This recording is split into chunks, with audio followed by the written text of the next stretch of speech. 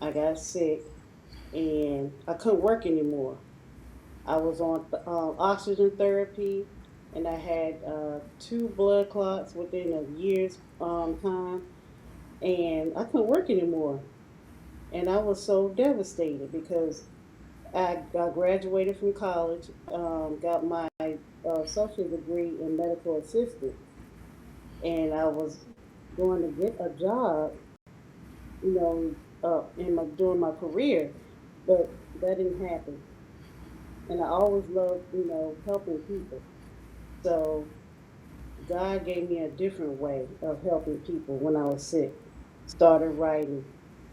And sometimes your best writing is when you are depressed, for me.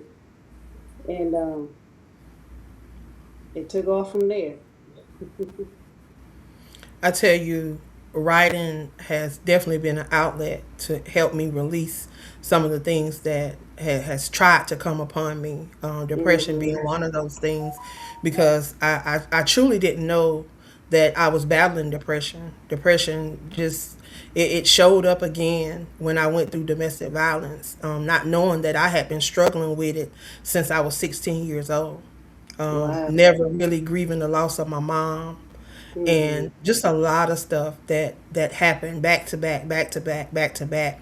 We get told that we have to be strong and that we have to Hmm. pray and these different things, and we Right. think that these mood swings and these short tempers and these different things are just part of the process when it can be dealt Hmm. with. I truly learned during domestic violence, going through domestic violence, that I was dealing with some more issues, some issues that were from my childhood that I had to deal with. So at that time, I was challenged by one of my therapists. I was actually seeing a psychiatrist and two therapists during that time.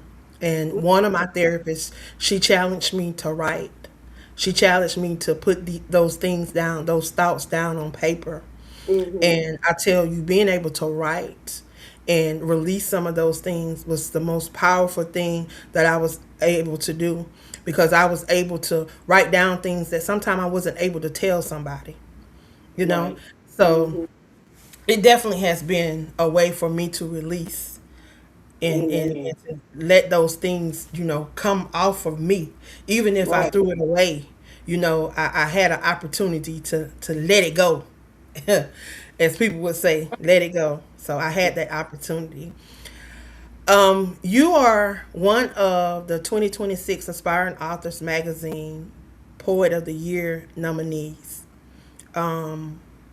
What Yes. was when you received that information that you were a nominee? How did you feel?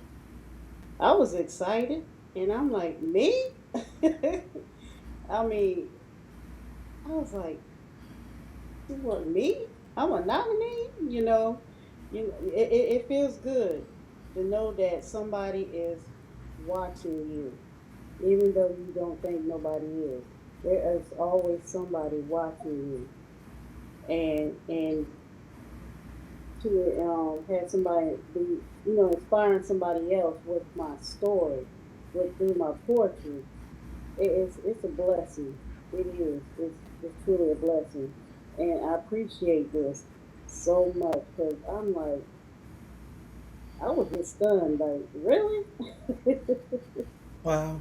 And that often happens. We think that, we just putting out these things and we're just doing all this stuff and nobody sees us, but Hmm. um all the time somebody's watching. And when you least expect it, that's Yes. when you are recognized and truly appreciated. God give us these gifts and these talents just for that reason. It is to work Hmm. together for our good and to bring Him glory. So, I keep, no matter what I'm going through, Right. I keep trying to show up for the gifts and the talents, because I know that He said in His word that He would make our name great, not only amongst men, He would make it great amongst Jesus. So Come I on. trust His word. I trust His word, and I say, you know Yes. what?